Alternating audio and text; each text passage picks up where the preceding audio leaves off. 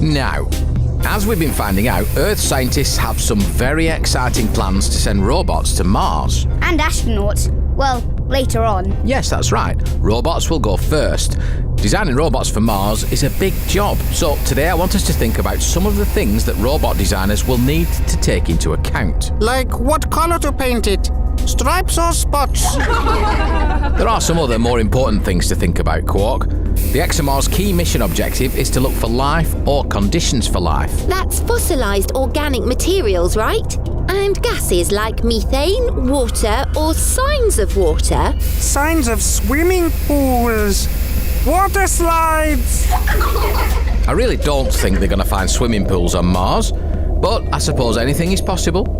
So, as you can see, Mars robots have got a lot of work to do, and they'll be all alone up there. So how is it going to communicate with Earth and tell us what it's found? Communication is going to be very important, right? This will be done with satellites, but because of the distance from Mars to Earth, it can be a bit tricky. Let's put that on the board. Communication. Now, what else will the designers of the rovers have to think about? Let's take a look at the planet again, see if that gives us any clues. Looks pretty chilly. You said it's much colder on Mars than on Earth. As much as minus 70 degrees at night. Oh, whatever the robot's made of, it will need to be able to work at those temperatures. It's also very dusty. That could cause problems for the instruments. That's right, and there's radiation too, which can be an issue. Let's group those things together. Managing in the environment. And think about the very delicate gadgets and computer technology that the robot will use. That could be quite a challenge. Can't someone just knit it a lovely woolly jumper to keep it warm? Well, we'll find out more about how they plan on keeping them warm and dust-free in our next lesson. So, what else will be a design challenge? Look at the terrain again. Well, if I was trying to get across a rocky desert like that, I'd need a vehicle with really tough wheels. You don't want a flat tyre out there. Getting around is going to be a big challenge. Exactly. Getting around. That's a problem in itself.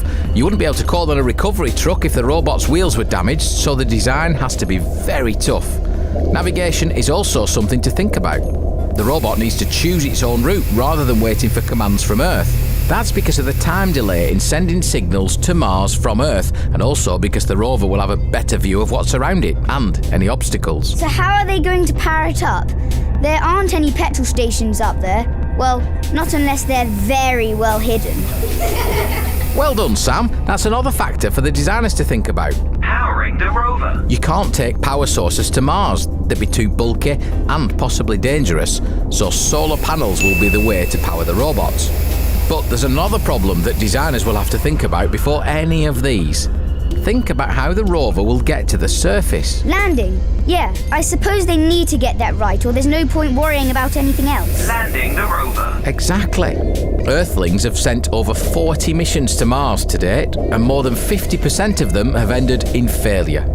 Problems in landing account for most of these failures, and you can imagine how devastating that is after all the work done. To crash land before a rover has even taken one roll of its wheels? That's sad. I think landing the rover might be the most important problem of all. Well, as you can see, there are a lot of things to think about before you even start building a rover.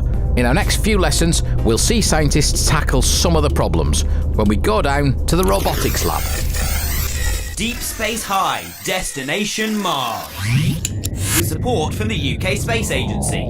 Find out more at funkidslive.com/space.